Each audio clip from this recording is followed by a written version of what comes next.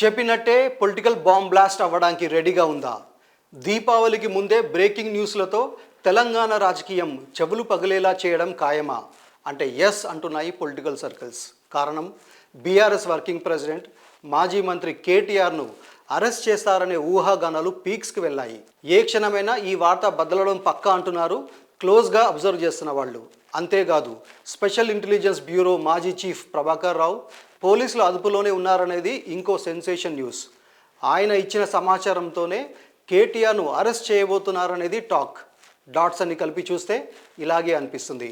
So Janwada farm హౌస్లో rave party అంటూ జరిగిన అలజడి జస్ట్ డెమో మాత్రమేనా? రియల్ పిక్చర్ ముందుందా? హైదరాబాద్లో 144 సెక్షన్ విధించడం వెనుక అసలు కారణం కేటీఆర్ అరెస్టుకు ప్రిపరేషనా అనే ప్రశ్నల వరద పారుతుంది ఇప్పుడు.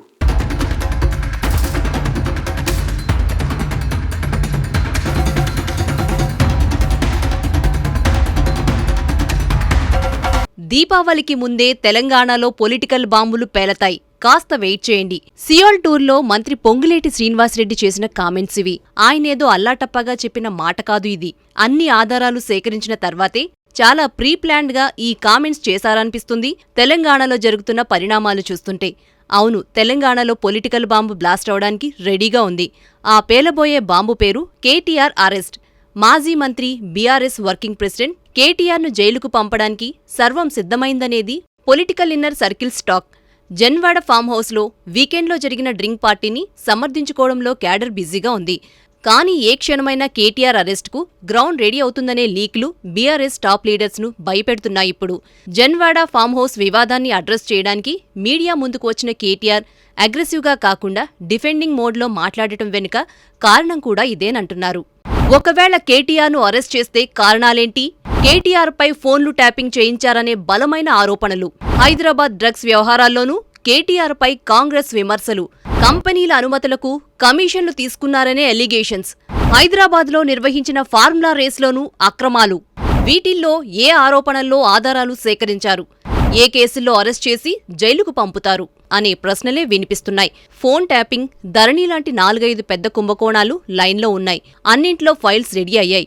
నవంబర్ 1 నుంచి 8 లోపు అందరూ లోపలికి పోతారంటూ మంత్రి శ్రీనివాసరెడ్డి ఇప్పటికే తేల్చేశారు. అధికారాన్ని అడ్డం పెట్టుకుని టార్గెట్ చేసిన వ్యక్తుల ఫోన్లు ట్యాపింగ్ చేయించారనే ఆరోపణలు చాలా బలంగా ఉన్నాయి కేటీఆర్ మీద. రేవంత్ రెడ్డి ప్రతిపక్షంలో ఉన్నప్పుడు ఆయన ఫోన్ను బీఆర్ఎస్ ట్యాప్ చేయించిందనే విషయం ఇప్పటికే బయటికి పొక్కింది కూడా.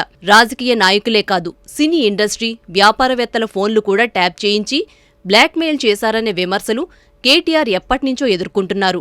ఇప్పుడు ఈ మ్యాటర్లోనే ఆయన చుట్టూ ఉచ్చి బిగించారనేది ఆఫ్ ద రికార్డ్.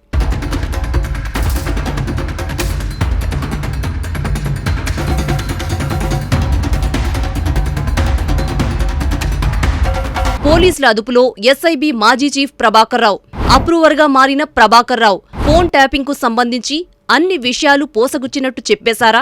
ఈ కేసులోనే కేటీఆర్ను అరెస్ట్ చేయబోతున్నారా? హైదరాబాద్లో 144 సెక్షన్ వెనుకున్న కారణాలివేనా? ఎన్నికల్లో బీఆర్ఎస్ ఓడిపోవడంతోనే ఎస్ఐబి చీఫ్గా పనిచేసిన ప్రభాకర్ రావు అమెరికా చెక్కేశారు. అనారోగ్య కారణాలు చూపించి హైదరాబాద్ రాకుండా వంకలు చెప్పారు ఇన్ని రోజులు. అయితే రీసెంట్గా ప్రభాకర్ రావు మరో నిందితుడు శ్రవణ్ రావుల పాస్పోర్ట్ అథారిటీ రద్దు చేసేసింది. మరోవైపు ప్రభాకర్ రావు అమెరికా నుంచి హైదరాబాద్ వచ్చారని, ఆయన పోలీసుల అదుపులోనే ఉన్నారనే ప్రచారం గట్టిగా జరుగుతోంది. తనని అరెస్ట్ చేయొద్దనే కండిషన్ మీద ఫోన్ ట్యాపింగ్కు సంబంధించి అన్ని విషయాల్ని ప్రభాకర్ రావు పోసగుచ్చినట్టు చెప్పేశారంటున్నారు. ప్రభాకర్ రావుని డైరెక్ట్గా మేజిస్ట్రేట్ ముందు హాజరుపరిచే అవకాశాలున్నాయి. ఇక ఆయనిచ్చిన డీటెయిల్స్ ఆధారంగానే కేటీఆర్ అరెస్ట్ పక్కా అనే ప్రచారం మొదలైంది. ఉన్నపళంగా హైదరాబాద్లో 144 సెక్షన్ విధించడం వెనుక కారణం కూడా ఇదే అంటున్నారు.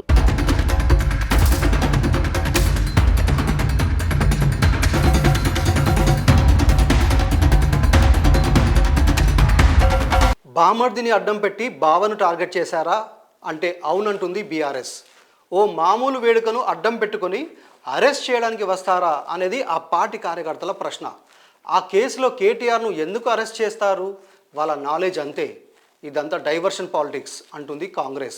ఎవరి ఆరోపణలు ఎలా ఉన్నా జన్వాడ ఫామ్ హౌస్లో జరిగిన పార్టీ చుట్టూ మామూలు రచ్చ జరగట్లేదు. ఇప్పుడు పోలీస్ వర్సెస్ బీఆర్ఎస్ అన్నట్టు మారిపోయింది పరిస్థితి.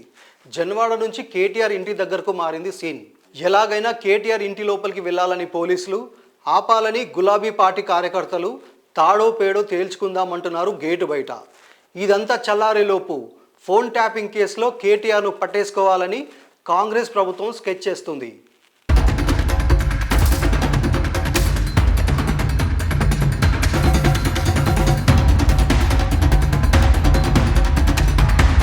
తెలంగాణలో పొలిటికల్ సెన్సేషన్ ఖాయమని శ్రీనివాస్ రెడ్డి కామెంట్స్ చేస్తే ఆయన ఇంటిపై జరిగిన ఈడీ దాడి గురించి చెబుతారా? అమృత్ స్కామ్ గురించి వివరణ ఇస్తారా? లేకపోతే సీఎం బామ్మర్దికిచ్చిన వేల కోట్ల కాంట్రాక్టుపై విచారణకు ఆదేశించారేమో అంటూ సెటైస్ వేశారు కేటీఆర్. సీఎం బామ్మర్ది బాగోతమో పొంగులేటి బాగోతమని కేటీఆర్ వెటకారం చేస్తే తన బామ్మర్దే డ్రగ్స్ కేసులో ఇరుక్కునేలా కనిపిస్తున్నాడిప్పుడు. రేవంత్ రెడ్డి సీఎం అయిన దగ్గర్నుంచి జన్వాడ ఫామ్ హౌస్ వార్తల్లో బాగా నానుతుంది. ప్రతిపక్షంలో ఉండి విమర్శలు చేసినప్పుడు కూడా రేవంత్ టార్గెట్ ఈ ఫామ్ హౌసే.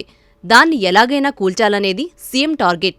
దాదాపు సంవత్సరం నుంచి తెలంగాణ రాజకీయంలో మేజర్ చర్చ ఈ ఫామ్ హౌస్ చుట్టూనే జరుగుతోంది.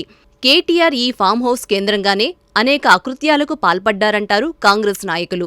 ఎలా ఇరికించాలని వెయిట్ చేస్తుంటే స్వయంగా కేటీఆర్ బామ్మర్దే ఇప్పుడు ఆ ఛాన్స్ని గోల్డెన్ ప్లేట్లో పెట్టి ప్రభుత్వానికి అప్పగించాడు. మరి రేవంత్ సర్కార్ చూస్తూ ఊరుకుంటుందా? వెంటనే పోలీసులు ఫామ్ హౌస్ని రౌండప్ చేసి అక్కడ ఏం జరుగుతుందో విజువల్స్ రిలీజ్ చేశారు. ఇప్పుడు బీఆర్ఎస్ వాళ్లు ఎంత గొడవ చేసినా, ఎన్ని వివరణలు ఇచ్చినా అదంతా కవరప్ స్టోరీలాగే మిగిలిపోయే ప్రమాదం కనిపిస్తోంది. కేటీఆర్ కేంద్రంగా కుట్రలు జరుపుతున్నారు, కేటీఆర్ను అన్యాయంగా అరెస్ట్ చేసి ఇరికించాలని చూస్తున్నారని అనుకూల మీడియా కథనాలు వండివారిస్తోంది. వాళ్లు చెప్పినా చెప్పకపోయినా కేటీఆర్ టార్గెట్ లిస్ట్లో ఉన్నారనేది ఓపెన్ సీక్రెట్. ప్రూఫ్స్ కోసం ఆగుతున్నారు కానీ లేకపోతే ఈపాటికే అరెస్ట్ చేసేవాళ్లు. పూర్తిస్థాయిలో ఆధారాలు దొరకబుచ్చుకునేలోపు జన్వాడ ఫామ్ హౌస్ పేరు చెప్పి బద్నాం చేస్తున్నారు కాంగ్రెస్ నాయకులు. హైడ్రా బుల్డోజర్లు ఫామ్ హౌస్ దాకా వెళ్లాయి కానీ ఎందుకో ఆ ఫామ్ హౌస్ను ముట్టుకోకుండానే వెనక్కి వచ్చేశాయి. కేటీఆర్ ఏమో ఆ ఫామ్ హౌస్ నాది కాదు, నా ఫ్రెండ్ది అన్నారు. నిజానికి ఆ ఫామ్ హౌస్ కేటీఆర్ ఫ్రెండ్ది కాదు, ఆయన బామ్మర్ది రాజ్ పాకాలది అని ఇప్పటికే ప్రూవ్ అయింది. కనీసం ఫామ్ హౌస్ చుట్టూ రగడ జరుగుతున్నప్పుడైనా జాగ్రత్త పడుంటే మరోలా ఉండేది. ఆ విషయం గాలికొదిలేసి పార్టీలంటూ రచ్చ చేశారు. అది రేవ్ పార్టీ అని కాంగ్రెస్ సోషల్ మీడియా, కాదు హౌస్ వార్మింగ్ పార్టీ అని కాసేపు, గెట్ టుగెదర్ అని ఇంకాసేపు, డ్రింక్ పార్టీనే తప్ప డ్రగ్స్ వాడలేదంటూ బీఆర్ఎస్ మీడియా కొట్టుకుంటున్నాయి.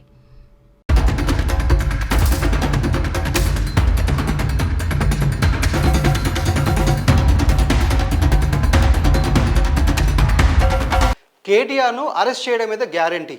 కాంగ్రెస్ అధికారంలోకి వచ్చిన దగ్గర నుంచి జరుగుతున్న ప్రచారమే ఇది. కేటీఆర్ కూడా తన అరెస్టుకు ప్రిపేర్ అయి ఉన్నారనే విషయం ఆయన మాటల్లో అర్థమవుతూనే ఉంటుంది. బీఆర్ఎస్ వేవర్ మీడియా చేస్తున్న క్యాంపెయిన్ చూసినా అలాగే అనిపిస్తుంది కూడా. కారణం, లిక్కర్ దందాలో కవిత అరెస్టుకు ముందుగా ఎగ్జాక్ట్గా ఇలాగే స్టోరీస్ రాశారు. సింపతి పొందడానికి ఓ రకంగా తమ మీడియా చేత క్యాడర్ను ప్రిపేర్ చేయించడం ఇది. కాకపోతే కవిత విషయంలో ఢిల్లీ లెవెల్లో నేషనల్ మీడియా ఇన్వాల్వ్ అవ్వడంతో ఆమె స్కామ్ చేసింది, ఇందులో నో డౌట్ అనే భావనే ఎక్కువ వెళ్ళింది జనాల్లోకి. మరి కేటీఆర్ని అరెస్ట్ చేస్తే ఆ మ్యాటర్ నీరసంగా ఉన్న పార్టీని పైకి లేపడానికి ఉపయోగపడుతుందా, లేక రాజకీయంగా కేటీఆర్కు మచ్చ అంటుకుంటుందా? అసలు ఆయన్ని అరెస్ట్ చేస్తారా, చేస్తే ఎప్పుడు అనే ప్రశ్నకు ఆన్సర్ను వెయిటింగ్ మోడ్లో ఉంచింది కాంగ్రెస్.